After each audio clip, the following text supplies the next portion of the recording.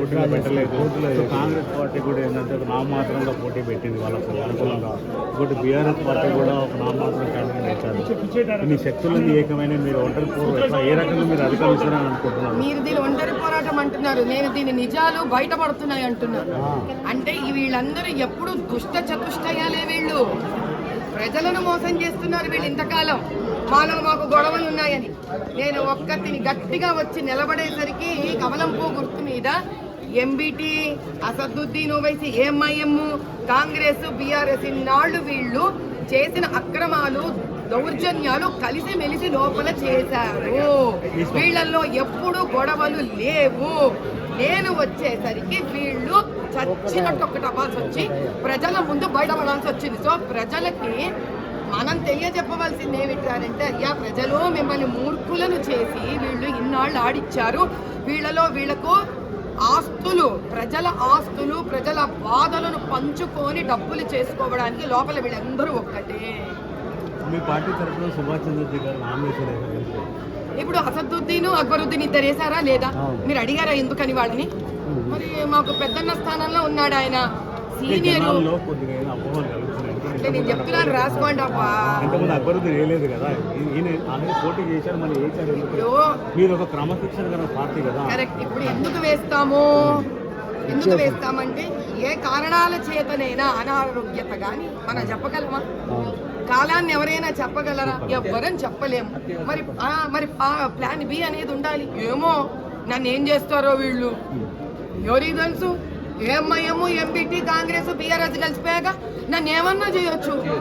మరి నేనేం చేయాలి అప్పుడు? నా ప్రాణం తీసేస్తే మరి మాకు ఇంకొకళ్ళు ఉండాలి కదా మా తరఫున. సీనియారిటీ సుభాష్ చంద్ర అంతకన్నా అద్భుతమైన వ్యక్తులు ఉన్నారు ఇంకా. అందుకే పార్టీ మరి ఇప్పుడు ఇంతమంది అన్యాయం చేసేవాళ్ళు కలిసినప్పుడు న్యాయం కోసం నాతో పాటు ఇంకొక నిలబడే వ్యక్తి ఉండాలిగా మాకు కూడా. అంతే. అవునండి.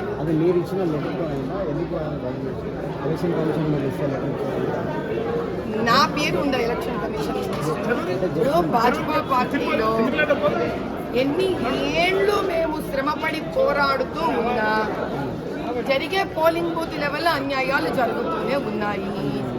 మేము ఎలిగెత్తి అరిచి బాబు ముగ్గోగ సోట్స్ ఉన్నాయ్యా, రిగ్గింగ్లు జరుగుతున్నాయ్యా, 3 నుంచి 2 నుంచి తండులు ఇట్లా వచ్చేస్తుంటారు.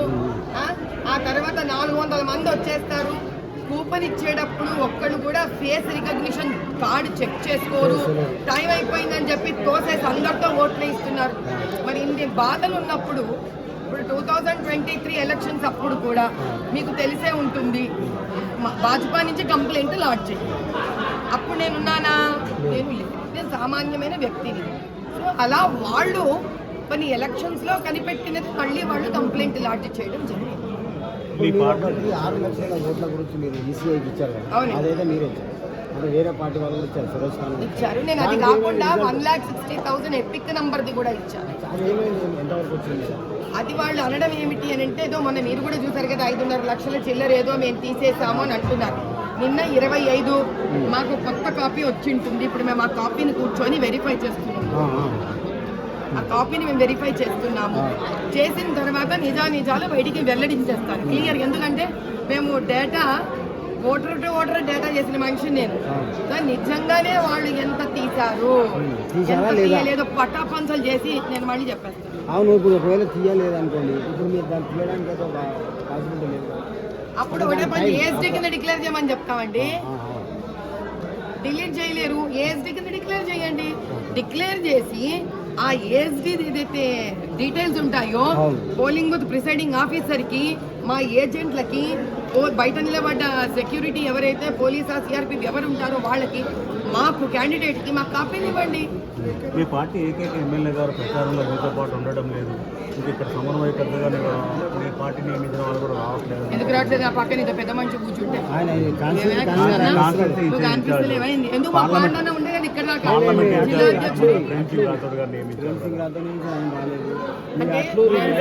లోకల్ ఎమ్మెల్యే గారు కూడా 3 సార్లు ఎమ్మెల్యే స్ట్రాటజీలో అదొక ప్లాన్. మా లోకల్ ఎమ్మెల్యే గారు మిమ్మల్ని చెప్పారు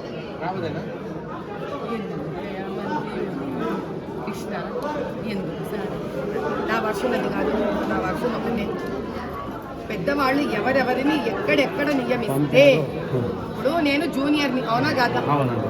నేను నిజంగా మంచి తెలంగాణ భాషలో నేను బచ్చ. ఇప్పుడు బచ్చ ఉన్నప్పుడు ఏం చేయాలా? మన పని మనం చెప్పింది చేసుకుంటూ వాళ్ళ పెద్దల మాట విని అంతే. As simple as that. ఒకటి ఎప్పటికైనా కూడా మనం గుర్తుంచుకోవాల్సింది డివిజన్ అధ్యక్షులు, పూలింగ్ బూత్ ప్రెసిడెంట్లు, ఏమయ్యా కన్వీనర్లు, ఇలా మా జిల్లా అధ్యక్షులు వీళ్ళందరూ ఉన్నారు. ఎందుకంటే గ్రౌండ్ లెవెల్ వర్క్ చేసే వాళ్ళు కార్పొరేటర్లు మన గెలిచిన వాళ్ళు సపరివార సమేతంగా వెళుతున్నానయ్యా నేను. శ్రీరామనవమిలో మీరైతే రామవాణి మీద వదిలేదు, దానివల్ల మీకు ప్లస్ అయిందా మైనస్ అయిందా చెప్పండి. దానివల్ల బ్యారెట్ లా చదువుకున్న బ్యారిస్టర్ బుర్ర ఇంత పిచ్చుక బుర్ర అని కనిపించింది. First point. రెండో పాయింట్, లేని బాణము వెయ్యని బాణము వెళ్ళి ఈయన ఉద్దేశంలో మస్జిద్ కదిలించేసి ఏదో చేసేసింది అన్నాడే. మరి ఏ బాణాలు వెళ్ళి సెక్రటేరియట్ లో 2 మస్జిద్దులను ఇరగొట్టాయి బీఆర్ఎస్ ఆధ్వర్యంలో? మరి ఏ బాణాలు వెళ్ళి ఈయన ఆధ్వర్యంలో ఈయన మామ మేనల్లుల బాంజాలలో మరి ఏ బాణాలు వదిలితే అసదుద్దీన్ 2 మస్జిద్దులు పెకిలించి అవతల బారేశారు. నేను వేసిన బాణమే లేకపోయా మస్జిద్ సై సలామత్గా ఉండనాయే. నేనేసిన అమన్ ఖతీర్ శాంతి బాణము, మరి ఈయన ఏ శాంతి బాణం వేస్తే మస్జిద్దులు ఎగురుతున్నాయండి? ముందు దానికి సమాధానం చెప్పమని. లేటెస్ట్గా వాళ్ళిద్దరు అన్నదమ్ములు మాకు సెక్యూరిటీ ప్రాబ్లం ఉంది, మమ్మల్ని చంపేటట్టున్నాం కానీ రకరకాలుగా మాట్లాడుతున్నారు. అవును, మళ్ళా ఒక కాఫిర్ చేసే పని ఏంది? వడ్డీ తినడం. కాఫిర్ కోనే తో సూద్ ఖాతా హై. మరి ఆయన కాఫిర్ లాగా సూద్ తినిండు, వడ్డీ తినిండు, నగలు తాకట్టు పెట్టించుకునిండు, మస్జిద్దులు ఎగర కొట్టించిండు, వగ్బోడ్ ల్యాండ్లు తినిండు. వాళ్ళే ఆయన మీద కసి కట్టిండ్రాయే. మరి ఏమో మనకి ఎట్లా తెలియాలప్ప? మీ మీద కూడా కొన్ని ఆరోపణలు చేస్తారు వాళ్ళు, మీ చెట్ట కూడా బయట పెట్టమనండి. ఏమన్నా ఆయనలాగా 40 ఏళ్ళ నుంచి రాజకీయాలలో ఉన్నామా?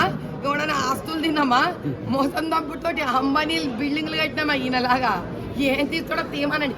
తీస్తా అనేవాడు తీయలేడు స్వామి. నా అలాగే తీయగలిగినోడు డే మంచి తీసి బయటకు వస్తాడు. ఇట్లా తీయమని ఏం తీస్తాడో నేను కూడా చూస్తా. గెలిచి తీర్థం తథ్యం రాసుకోండి. కార్యకర్తలు కొద్దిగా పట్టించుకోవట్లేదండి. ఎక్కడండి పాపం ఎండనబడి పిల్లలందరూ తిరుగుతున్నారు, బాధపడతారు. మాడకూతుడు ఎట్లా తిరుగుతుండ్రు? మాడిపోయిన చూడండి. చూడు అయ్యా చెప్పండి గట్టిగా గెలిపించుకోండి. జై బీజేపీ, జై జై మాతా, జై జై మాతా. అందరం కలుస్తున్నామండి, బ్రహ్మాండంగా ఉన్నాం. పార్టీ అధిష్టానం అన్ని నియోజకవర్గాలకు ప్రచారం రూట్ మ్యాప్ ఇచ్చారు. హైదరాబాద్ సంబంధించి ఇంతవరకు వెళ్ళలేదు. హైదరాబాద్ వాళ్ళు అంటే ఇంకా వెయిట్ చేస్తున్నాండి. పెద్ద ఆటంబం పేల్చేది ఉంది, నేనే పేల్చకొస్తాను. వాళ్ళు ఈయన ఒక్కొక్క నిజం తీస్తున్నా కదా, ఇట్లా తీస్తున్నా కదా ఒక్కొక్క నిజం వాళ్ళ గురించి. ఇప్పుడు ఎంబీటీ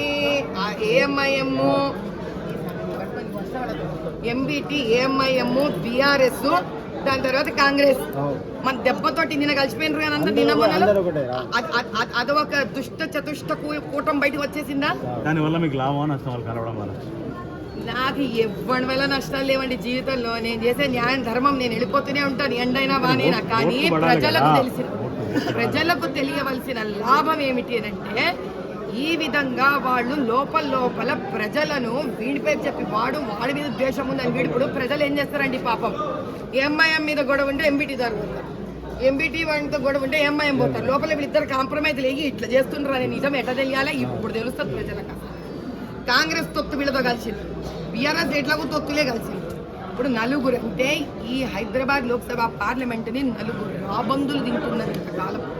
ఇది ఎంత పెద్ద విషయం బయటకు వచ్చింది ఆలోచించండి. అసలు ప్రజలు ఇది తెలుసుకొని అయ్యా మననే బేవకూపు చేసిండ్రు ఇన్నాళ్ళు వీళ్ళు, కాబట్టి ఇప్పుడు మనం బీజేపీ కమలం గుర్తుకు ఓటు వేసుకొని మనదైన పవర్ని మనం తెచ్చుకోవాలి అని జ్ఞానోదయం ప్రజలకు కలగడానికి జరిగిన ఒక అద్భుతం కింద చూస్తున్నాను. 4 దశాబ్దాల కాలం లేదు, ఇప్పుడే వాళ్ళకి భయం ఎందుకు పుట్టుకుంది? అవును, మళ్ళీ టెర్రర్ వచ్చినాం కదండి ఇక్కడ. మరి మా మోదీ సర్కార్ ఏమో 2 విడతలు అంటే 2 టర్మ్స్ అద్భుతమైన యోజనాలు ఇచ్చారు. ఆ యోజనాలు ఏవి ఇక్కడ వీళ్ళు రానివ్వలేదు. ఈసారి మనం అవి రానివ్వలేదని చూపిస్తూ వాళ్ళు చేసిన అత్యాచారాలు అన్యాయాలు తీసే పటికను బయట పెడుతున్నాం మనం, అంతే. ఎలక్షన్ మన స్టాండ్ పెట్టుకుంటుంది అంటే ఇప్పుడు పాత బస్సులు ఎలక్షన్ అంటే కొన్ని ఏరియాలలో మీరు ఏజెంట్లు కూడా పెట్టలేని పరిస్థితి.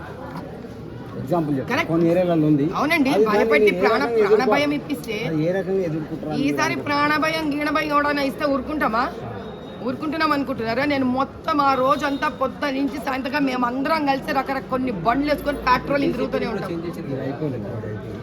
పెట్రోలింగ్ మొత్తం తిరుగుతూనే ఉంటాం మేము.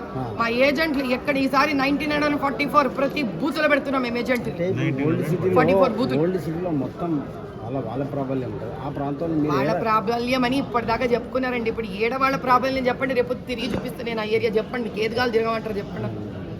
ఏ ఏరియాలో తిరిగితే అది మా ప్రాబల్యం అంటారు మీరు చెప్పండి, మీకోసం నేను అది తిరిగేసి వస్తాను. ఆ కోసం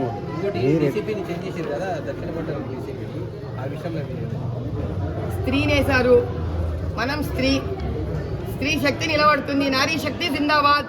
ఆమె ధర్మంగా న్యాయంగా ఉండి ఈసారి ఏ వెధవ పని జరగనీయకుండా చూస్తుందని ఒక స్త్రీగా నాకు ఆమె మీద ఒక నమ్మకం ఉంది. ఎన్ని ఓటర్స్ గెలుస్తారు ఇంతకుముందు ఫస్ట్ ఒకసారి 1,00,000 అనుకున్నానండి, ఏదో సరిపలే నెంబర్ అనిపించింది, 1,50,000 అన్నా. ఇప్పుడు ఇది కూడా సరిపోయేటట్లేదు, 2 లక్షలు వేసుకుందాం. వాళ్ళు అంటారు లాస్ట్ టైం 3 లక్షలు గెలిచారు, ఈసారి 5 లక్షలతో గెలిచారు వాళ్ళు అంటున్నారు. 5 లక్షలతో గెలుస్తారంటనా? గెలవ చూద్దాం. నిన్ననే చెప్పారు బహిరంగ సభలో. ఏది మేనిఫెస్టో లేకుండా కాటో కాటో కాటో తీర్ తీర్ తీర్ తీర్ తీర్ తీర్ కాటో కాటో కాటో. ఓ మేనిఫెస్టో లేదు, పాడు లేదు, ఈ 2 మాటలు పెట్టుకొని ముందు 5 లక్షలు, ఇప్పుడు 5 లక్షలు 10 లక్షలు ఒకటి తెచ్చుకుంటాడు. వాళ్ళు మొన్న చెప్తున్నారు ఒక ఎమ్మెల్యే, మేము ఆసినగర్ బై ఎలక్షన్లో పోటీ చేసినాము, ఒక బల్కాపూర్ నాలా డెవలప్ చేస్తామని చెప్పి విజయం సాధించాము. మాకు అట్లా ఉండదు, పబ్లిక్తో ఉంటుంది, మేము గెలుస్తామని అన్ని చెప్పి గెలుస్తారంట వీళ్ళు, చెయ్యకుండా. అన్నీ ఏం చేయాల్సిన అవసరం లేదు, మాకు తెలుస్తాం. Very good. ఇప్పుడు అవి కూడా బయటికి తీస్తాయి, అది కూడా బయటికి తీస్తాయి. చెప్పి గెలుస్తుండ్రా వీళ్ళు, చెయ్యకుండా. ఆ దరిద్రంగా గల్లీల బస్తీలో పోతే చూస్తున్నాం మంచినీళ్ళు. అరే ఆ మంచినీళ్ళు డ్రైనేజ్ నీళ్ళు కలిసిపోయిన బాటలు తీసుకురండి. ఏంది భయంకరం, డ్రైనేజ్ నీళ్ళల్లో తాగే మంచినీరు కలిసి ఎన్ని చంద్రాయణ గుట్టలో కలిసిపోతుంది, యాకస్ గుట్టలో కలిసిపోతుంది, బార్కాస్లో కలిసిపోయింది. ఎన్ని చోట్ల తిరుగుతున్నానండి, ఏడుస్తున్నారు ప్రజలు. నల్ల నీళ్లు అసలు అది మనుషులు బతకాల్సిన జీవన విధానమా? పోలింగ్ శాతాన్ని ఇంతకుముందు 90% చేయాలని టార్గెట్తో చేస్తున్నారు. దాన్ని ఏ విధంగా కట్టుకుంటున్నారు? ఎవరు వాళ్ళు ట్రై చేస్తున్నారు కదా. ప్రతి మీటింగ్లో అదే చెప్తున్నారు. ఒకటే చెప్తానండి, ఎన్ని మీటింగ్లో ఏమన్నా గెలిచిపోతామని ఇంట్లో పండుకోవద్దు, ప్రతి ఒక్కరికి చేయాలి. 90% 100% పోలింగ్ ఓట్లు కూడా ఉన్నాయి. కరెక్ట్. మీకు మాట చెప్పనా, అసలు ఇన్నేళ్ల నుంచి అసదుద్దీన్ ఎప్పుడైనా అడుక్కుంటుంటే చూసిండ్రా మీరు? ఫస్ట్ ఆఫ్ ఆల్ అయిపోయింది కదా, అడుక్కోవడానికి వచ్చేసింది కదా ఆయన. అడుక్కునే వాళ్ళకి ఎన్ని వస్తాయండి? అంత వస్తాయి.